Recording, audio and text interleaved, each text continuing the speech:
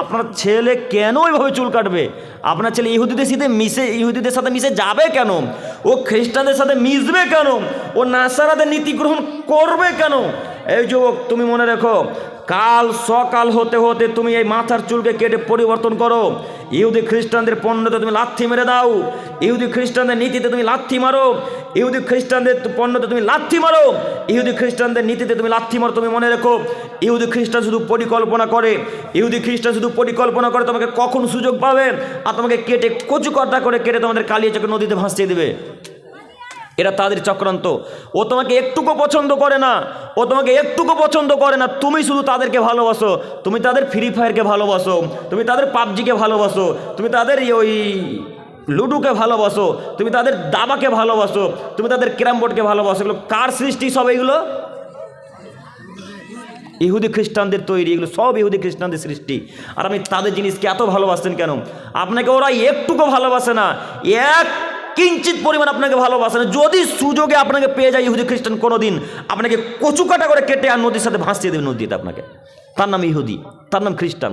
আল্লাহ নবী সাল্লাল্লাহু আলাইহি সাল্লাম বলেন, পৃথিবীর মানুষ, তোমরা মনে রেখো, মুসলমানের সব থেকে বড় শত্রু, মুসলমানের জানি শত্রু, মুসলমানের চিরশত্রু হচ্ছে ইহুদি, তারা হলো খ্রিস্টান।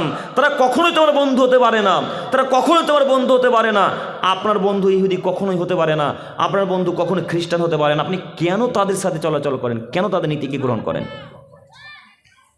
কাল সকাল হতেই চুল কাটা নীতি পরিবর্তন করতে হবে। ইনশাল্লাহ। আর যত যুবক এবং মুরব্বি সাহেব বিড়ি পান করছেন, এগুলোকে ত্যাগ করতে পারবেন ইনশাল্লাহ।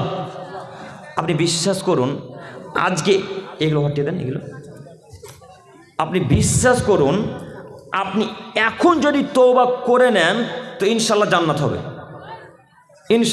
হবে। আর যদি এখন তওবা করে নেন একবার, তাহলে শয়তানের মাথা কিন্তু এখন হ্যাং করে যাবে। এখন যদি তওবা করেন, এখন যদি বলে যান যে আল্লাহর জিন্দেগিতে বিড়ি পান করবো না, জিন্দেগিতে সিগারেট পান করবো না, জিন্দেগিতে গুটকা মুখে দেবো না, এই কথা যদি শুধু বলে দেন এখন, তো শয়তানের মাথা তার কাজ করবে না। কেন? শয়তান তো আল্লাহর সাথে ওয়াদা করে নেমেছে। আল্লাহকে তো বলেছে, আল্লাহ তোমার আদমের সন্তানকে আমি দেখে ছেড়ে দেবো, তোমার বান্দাদেরকে আমি দেখে ছেড়ে দেবো, তারা কিভাবে জান্নাত যেতে পারে, তোমার বান্দাদেরকে আমি জাহান্নামে ভরে দিয়ে চলে আসবো। আমি শয়তান আল্লাহ তোমার সাথে ওয়াদা করে নামলাম।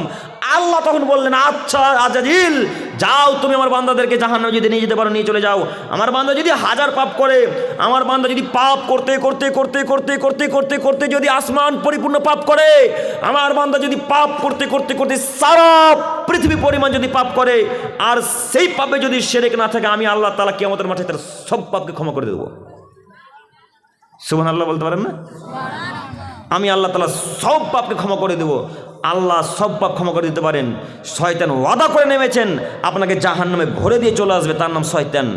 আপনি তার নীতি গ্রহণ করিয়েন না। আপনি আজকে তওবা করেন, তওবা যেমনই করবেন তেমনই শয়তান আপনার কানে কানে এসে বলবে, আব্দুল্লাহ বিড়ি ছেড়ে দিয়েছ, একটান মারো, না হলে রাতে ঘুম হবে। শয়তান এসে কানে কানে বলবে, আব্দুর রহমান সিগারেট না খেয়ে ঘুম আসে পাগল, সিগারেট মারো, ধরাও দিয়া চালাই দিয়ে, ধরাও একটা মারো দিয়ে ঘুমাবো।